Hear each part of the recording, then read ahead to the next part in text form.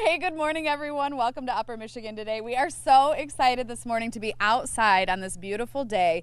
We are at the Powder Mill Disc Golf Course. We've been talking about playing disc golf for so long. We got our baggies and got our everything. We're bags. prepped. We're so legit. I actually was given discs for my birthday, but I have no idea how to play, so we're going to get to the bottom of this sport. We sure are, Elizabeth. I'm excited, though. This is a sport that's been growing in popularity. There's some really incredible courses in Marquette County and around the Upper Peninsula. A lot of work has been put into making them really nice and attractive, and so we're going to learn about how you play, how you get started, where you go. And the expanding opportunities to play, the work that is still being done to create more opportunities to disc golf here in Marquette. We'll talk all about that. We'll go over the basics. And also, if you are a newbie to disc golf like us and you don't know the difference between any of the discs, we're going to cover all of that too. Because, okay, so you go into a sport shop and you see the whole wall of discs and they're all different colors. Right. They're slightly different sizes. That can be really intimidating. Like, which one do you need? I would buy the colorful pretty ones. I would I would go for the colors that I like. I'd buy blue and green and purple, but I don't know if those are the right ones for me. So we're gonna. It's probably not the right answer to buy the color that you like. Probably not. We're going to find out. We have Tim over here. Come on over here, Tim. He is from Disc WP. There are actually two different organizations that are really involved in disc golf here in the Upper Peninsula. Explain what they are and what you all do. So UP Disc Golf Association is a 501c3 charitable organization, and Disc WP is kind of like the local get involved, run clubs and leagues and tournaments and whatnot. Yeah. So how did this all come together? How did it get started, and where are you all at? The history is kind of rich in Marquette. Marquette Mountain had 18 homemade baskets on their property. Those were sold and split off. 9 of them went to Alqual and Ishpeming. 9 went to Silver Creek Church in Harvey. And from there, since 2013, we've been building new courses, built Powder Mill, expanded Silver Creek. We just completed expansion at Alqual as well. And there's other new courses in Negaunee and Republic, and lots of townships and schools are working with us to develop courses. It's really grown. Yeah, it's awesome. Yeah, disc golf is growing. How many courses are here in Marquette? 3 technically in the area of Marquette here. There's some smaller ones at the schools. Vandenboom School's got one. Marquette Senior High is looking to develop one. The Silver Creek one in Harvey area and Powder Mill here. And then you go out Marquette County and you get Negaunee and Ishpeming.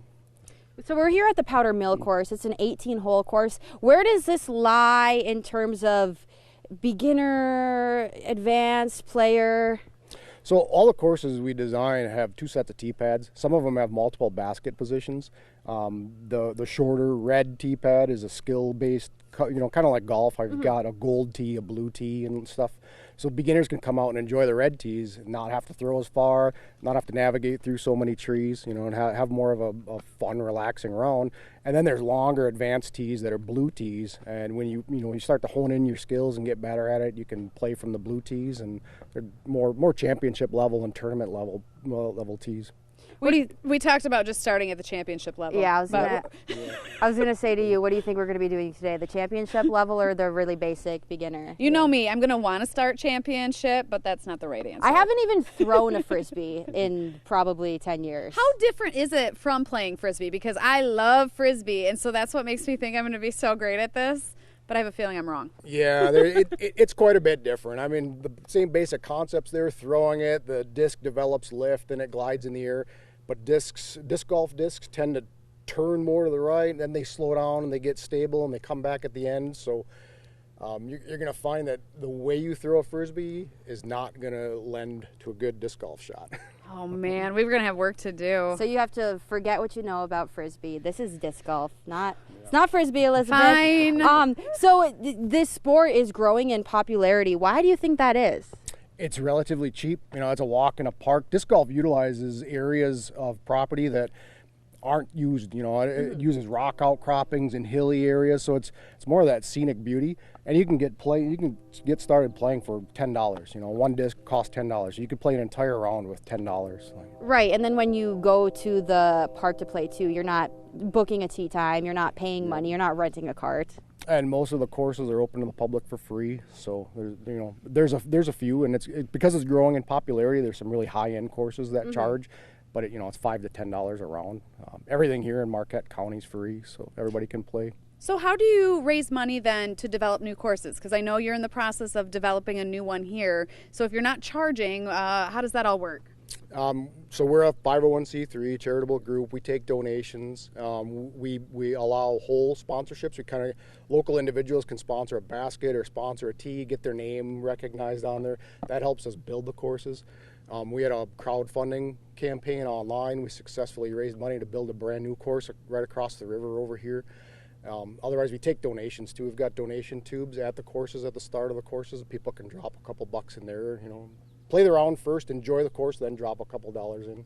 That's awesome. I love it. Well, should we get to it? I would love to get into this We've been sport itching. mode. I know. I'm really excited for that. We've got our packs. We're ready to go. Before we get to throwing, though, we need to learn about what the numbers on the discs mean and how the colors, the names. They're all named differently. So I have Escape and Truth. What is this? Judge putter? Putter, yeah. Judge putter. Okay, so we're going to learn all about the different discs and maybe a little bit about form, but we have to take a quick break. We'll be right back.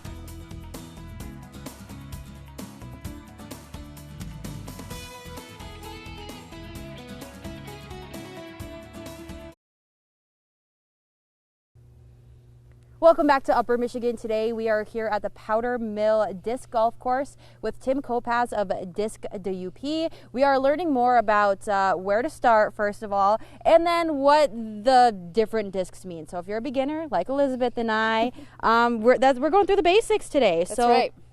Okay, so we've all got different discs in our bags. First of all, if we're starting at the tee, which one do we pick? Typically, you're starting at the tee and you throw a driver. This is a shorter hole. As you start to get better, you can drive with anything. You could drive with a mid-range or putter, but discs are typically laid out in drivers, mid-ranges, and putters. Putters are really deep and they've got a lot of rim weight on there and they're supposed to catch the chains. Drivers have a really narrow edge to the disc and they fly a lot faster and a lot farther. So the Truth and the Escape, they're drivers. Truth is like a mid-range. Okay. A lot of them will say, so it's stamped on there too. Oh yeah, stable mid-range. Stable mid-range, stable fairway driver. So is this a starter, the fairway driver? Yep. Okay, so we might want to start with one of those. Start with the fairway drive. Okay. And then I'm seeing numbers on here: speed 5, glide 5, turn -1, fade 1. What does that mean? So it's don't get too caught up in the numbers. It's a lot of technical detail behind that. But speed is how fast you need to throw the disc to make it do what those other numbers say. Okay. The glide is how much it'll stay up in the air and keep kind of floating, keep driving forward after you throw it. Turn and fade are components of the disc flight. As you throw a disc, when it's spinning fast out of your hand, it starts to turn. If you're throwing it right-handed backhand and it's spinning clockwise that way, and you've got a center line of 0 between you and the basket, a negative turn would be off center line, and then the fade of 1 would be coming back in line. Okay. Okay, so let's just say I'm going disc golfing for the very first time and I only have one disc. Is there one that you would recommend for just standard play all across the field? Would that be a driver or a putter or... Probably a mid-range. Start with a mid-range. They're more controllable. They have less of that, really high speed fade at the end, or they don't get big skips where you're going to skip into the water or skip OB or anything like that. Start with a mid-range. If you can throw a putter well, a lot of people that play Frisbee tend to like to try and throw a putter. And if you can throw a putter really well and stable, you'll start to get really good at disc golf. Okay, all right. So we've learned the basics on what's in our bags here. We've learned a little bit about the course. We walk up to, we're starting at hole 2. But at the red tee. We're at the red tee because we're a beginner. The blue is more advanced. Explain the sign. Every hole here has a sign like this. What are we looking at? Yeah, and they're all color coded. So red is kind of just like golf skill levels. Red is a beginner level tee. Anybody starting out for the first time or less advanced players, just play the red tees. They're fun. They have components of challenge to them too, but you'll have a good time. You won't have to throw as far. You won't maybe go OB or go into the woods as much. And then you step up to the tee. It's got the hole number, the distance to some holes out here have multiple baskets, so it'll be the distance to each different basket, what the par is. Then we put some other memories in there of some of our founding fathers and some of those local sponsors like we were talking about. Yeah. Awesome. Okay, so this hole, this par is 3, which means par 3. Robert, come here. I want to see if you can see where the so hole we start is. here, right? You stand here on the front of the of the tee, and you can see the basket there. You can see both of them. The short basket, there's the par 3. The longer basket way across the pond is the par 4. Okay. Okay, so we're going for that yellow one over there. So I see we'll probably have to, try to maneuver through those trees a little bit, try to send our discs, nicely, evenly between the trees. I'm okay, so this should be excited. interesting. I'm so excited. We're going to take another quick break. I think do you feel like we're ready to throw? Is it time? Absolutely. It's always time. Okay, it's always time. We're ready. We have to take another quick break, but we're going to get this game going, I know, we Elizabeth. Can't wait. Oh my gosh. We'll be right back.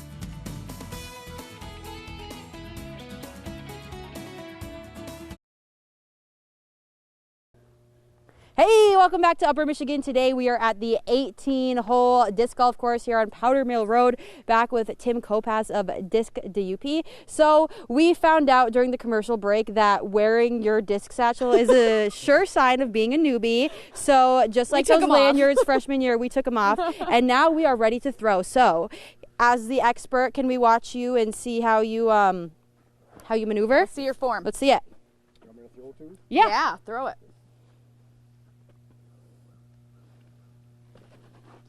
Woohoo! So you have this nice stepping and pivoting motion. Yeah, it's not just stand and throw. There's much more to it. Yeah, it's I don't know. We tell people it's kind of like golf mixed with bowling. You have some footwork that you have to do on your approaches. You've got all that arm work. Your angle of release. Your speed, how fast you're throwing it, your timing. So okay, it can be a little bit daunting and complex, but you just are throwing it that way. Try to throw the disc that way. I'm ready, Tia. Throw that. Do you want to hold my mic? Yeah. Oh, here, maybe I'll have you hold it. Okay. Throw that disc, girl. I'm a left-hander, so. That's interesting. All right, you ready? I'm ready. Okay. Stop. Let's get it. Oh boy. Did not go nearly as far. Girl, you're going to be foraging through the bushes first later. throw ever in my entire life. What do you think? Great throw. You're in the fairway-ish. It's a little overgrown, but you're in the fairway. Okay. You didn't throw it in the river. You didn't throw it in the pond. You didn't throw it OB in the road. Right. So Okay. It was great. Okay. Hey, I feel really good about it. Yeah, it wasn't too bad. No. All right. Okay. Your turn. It wasn't too bad to watch. It wasn't embarrassing. I don't know. I know. I'm not hiding anywhere. Okay. God, why am I nervous? You should be. Ooh! Oh, look at that. Oh man. Okay, so hers had a really big arc to it. What was that about? Yeah, that was kind of due to throwing it off your hip a little bit. Yeah. When you that glide number that we talked about, it needs air to get underneath the disc to lift the disc up, and newcomers typically will throw off their hip. You really want to bring it back. When you reach back to throw it, bring it up to your other shoulder and throw across your shoulders. Okay. All right. Let's go. Can we go back to our disc that we just threw? Should we? Yeah, let's go. I think we're about in the same spot.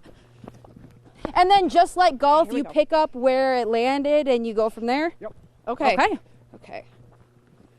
So I'm I right see the here. pink guy. I'm in the weeds. Where did you end up, Tia? Oh, right down here, I guess. Ooh, you're down there. Yeah. Oh. All right. So same thing with my next throw, but I can't really step. Yeah, well, you can if you're... Here, come over here to the microphone. Yeah, that's another complicated rule. If you're more than 10 meters away from the basket, you can take steps to approach your disc. You throw from behind where your disc landed. If you're playing in tournament level play, you use a little mini marker to mark the front edge of your disc, and then you pick it up and you throw from there. Okay. The only time you need to do a standstill putt is when you're within 10 meters of the basket. Okay. So I take a step up to here as I'm preparing. Yep, and generally for newcomers, the disc does fade. It has that fade component to it. So you're probably trying to aim left of the basket, being a left-hander, because it's going to come back to the right at the end. Okay. All right. Ready? Here we go. Ooh. Oh boy. Yeah. Went to the right. And you might roll to the basket. It looks like it might have some rolls. See? Okay. Are there any bodies of water over there that I need to be aware of? I don't think so. Okay. I think you're going to be fine. So yeah, mine rolled. It arced like you said, and it rolled. Yep. All right, Tia, give her a go. Okay. Ooh. Got a branch in that one. I'm sure that's part of the fun, are the obstacles of the forest. Yep, yeah, and that's how we like to do it. And all those curves, those numbers, you can flex discs and make them throw, multiple different S patterns through the woods, and yeah, it's a challenge to not hit those trees. All right, I'm gonna go get mine. So I'm at 2 right now. If I get it in the basket, I've made par, right? Okay. What now? I didn't bring my disc with me, but would I be changing at this point if I did? Yeah. So you started out with the driver, like most people do, and then your second shot, you maybe should have switched to a mid-range, just because of the different mold that the disc is shaped. When you would approach to the basket, it wouldn't skip as much. Okay. So you'd be more likely to stay near the basket with a mid-range or a putter. Okay. And then now you're here, you would take your putter out and sink that par putt. Okay. Well, due to television timing, I'm not gonna go get my putter, but I'm just gonna give it a try. Go, Elizabeth! Ah. I mean, I felt like it was close. It was valiant effort. First time ever. I mean, to be that close, honestly, I'm so excited. Okay, Tia, you're in the woods. We got to take a break soon. Give it a go. Okay. Can I throw it like this way? Put your fingers forward, switch your grip around. He said under the lip. Yep, like that. Like this? Yep. Woo! Oh, she hit it. I felt like it was headed straight for it. She hit a branch. Okay, we didn't make it. We didn't make par, but we're not giving up. Stick around. We have more. We're gonna keep trying. That was fun. That was. Okay, I'm gonna go get.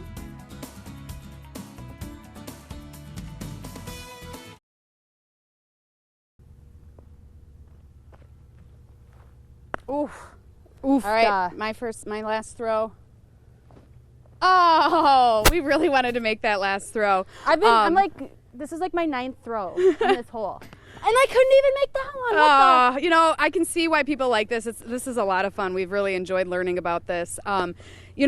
We're just kind of talking about, as you're getting started, where you go to practice, how you practice. Maybe us starting in the woods isn't the best place to begin. So what are your recommendations? Well, yeah, I mean, for first-time throws, you guys did an awesome job. But really, for newcomers, go out and just practice in a field. Like, learn those mechanics, figure out what a disc does when you throw it. Changing the angle, the timing, all that stuff. Just, there's soccer fields that are unoccupied. Go practice in a wide open field. Come to a basket and just putt at the basket from close distance till you get that, that muscle memory down and understand the mechanics of throwing a disc. It can be frustrating. If you start for the first time ever, you step out onto a course, you've got all kinds of obstacles to contend with, and people are watching you, and you tend to make less putts when people are watching. Yeah. All right, and sometimes I think when people are getting into a new sport and there's a bunch of people out on the course, they've been playing for a long time, it can be a little intimidating to take that first step on. So explain the culture, explain that why that's not the case here. Yeah, disc golfers are very welcoming. If there's a group out there and they saw you kind of wandering around and starting for the first time, they'd come in and invite you to play with them, and they'd show you the way, they'd show you around, they'd give you pointers and techniques. It's definitely an open, welcoming community. I love that. Alrighty, I know. I know a couple of disc golfers that are just completely in love with the sport. They go out every opportunity that they can. That's great. I know I might have to do this more often. Can I throw and can you critique my mechanics? Sure. Okay. Will you hold this? Will do. Okay. Because I haven't been able to make a basket. A little far. Yep. So that was a putt that's a little bit hard to critique that, but what you wanted to do is reach back a little bit more into your throwing motion and throw through the basket. A lot of people will putt at the basket, but then you're just trying to, make a basketball shot. I see. The reason why the chains are there is they absorb the energy of the disc. They're there to stop it. So you want to, reach back, get good arm speed, and throw through the basket. All right, Tia, give it one more try, and while you go get your disc, I have another question for you. If people want to keep up on what you all are doing on the new course and any events that you do, what's the best place to follow along? Facebook. You have a microphone. Disc the UP on Facebook. That's DISCDAUP. Go there. From there, you can catch links to multiple other different websites and find out where we have leagues and tournaments and other club clinics and demonstrations that we do too. So. Okay, perfect. We'll be sure. I know Tia and I will be following along after this morning. Tia, give it another shot. Okay. I'm going to throw through the basket. Mm-hmm. Through the basket, she says. Or just a little bit to Just the right a of little it. bit high, but All right, show us another good one. I'll hold the microphone for you. Before we go, we've got about 30 seconds, I'd say. Hey, that's how it's done to you. Try again, EP. Okay. So many things in my hand. Oh, I need the pink one. Okay. Okay, one more. I gotta go from the left. You wanna hold this? oh, almost. Okay, give it a try. Okay, switch your knee. We can't stop. Okay, we gotta go. Have a great day, everyone. Oh, now we have 30 seconds. Okay. Oh, Tia! So close. I can see us getting addicted Hurry to up. this. I'm gonna go. It's crunch Get my time. big one. You can get Okay. it. Okay. Here we go. One more time. Woo! I hope we were still on air for that. All right. Have a great day, everyone. Thank you so much for tuning in. Go play some disc golf. Have a good one. We'll see you tomorrow. High five, Tim. Woo! I made one. You did. I'm proud of you. Thank you. Oh, that was the best.